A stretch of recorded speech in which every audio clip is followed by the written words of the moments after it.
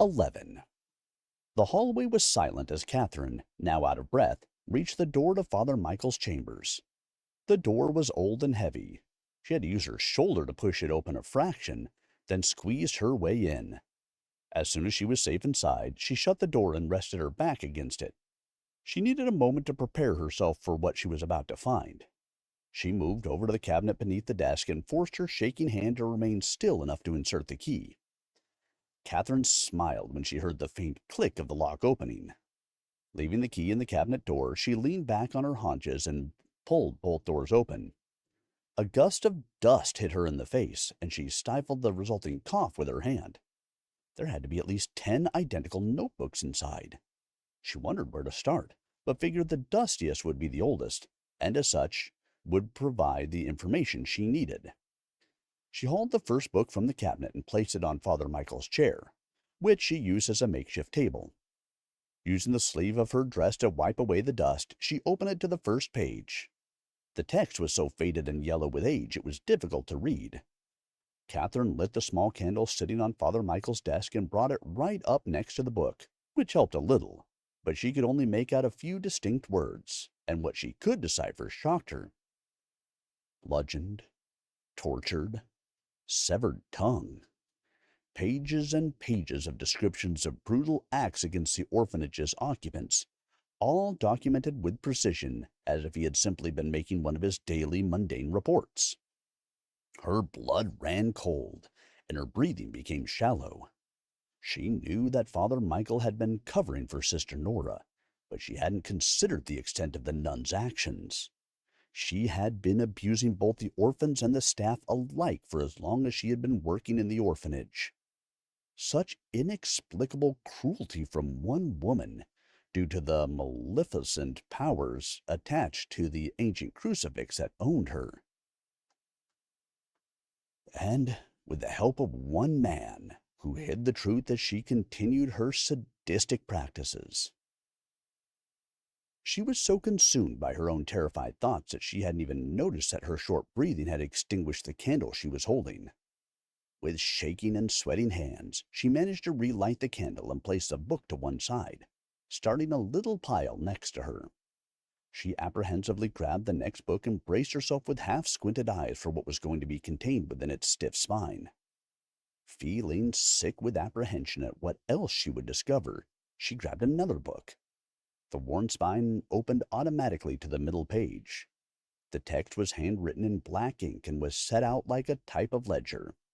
There were pages full of names and ages of girls with a corresponding year and date underlined next to each one. At first she couldn't make sense of it, but then she found a name with the current year and it suddenly dawned on her. Siobhan Madigan, September 2nd, 1865. The bile rose in her throat, and she felt like she was going to throw up. Catherine had first come to the orphanage on the afternoon of September 2nd, and that was when she had witnessed the caretaker moving a dead body in a wheelbarrow.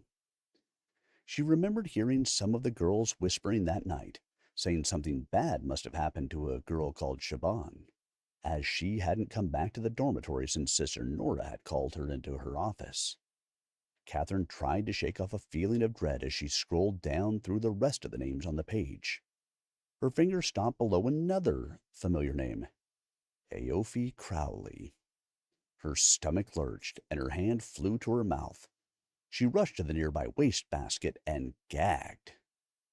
The name of Aoife Crowley stuck out to her like a shining beacon for several reasons. Not only was this the name attached to the very recent headstone in the graveyard where she had encountered Grace and Lauren a few weeks earlier, but there was a photograph of Aoife hanging in the main hallway.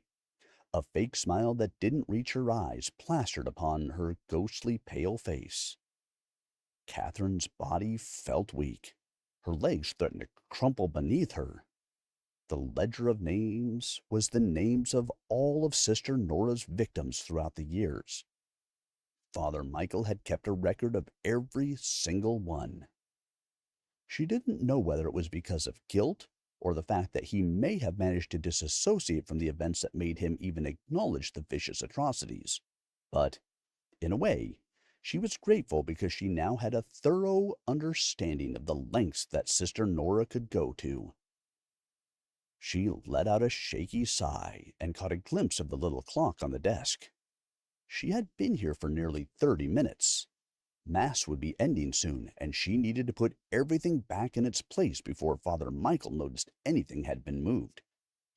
She blew out the candle, thrust the notebooks back inside the musty cabinet, and turned the key in the lock.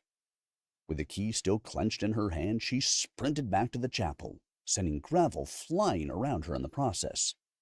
She kicked the large stone which had been holding the office door open away from the building and jumped over the threshold. The door slammed shut behind her, and she cursed herself for making so much noise. If Father Michael asked, she would say she opened the door to allow some fresh air in for him. She had just enough time to replace the key in his coat pocket and grab a nearby rag before he walked into the office. She turned to greet him. "Just finishing up, Father Michael. I'll be out of your way in a moment," she said in a pleasant tone of voice. Father Michael barely acknowledged her before heading past her into the room to change. He really is a fool, Katherine thought. The place is still filthy, and he hasn't even noticed. Katherine threw away the dusty rag she had been holding and sauntered out at the chapel door with a little pep in her step that terrified her. Given all that she knew now, it seemed wrong that she should be so enthusiastic, but she was conflicted by the whole situation.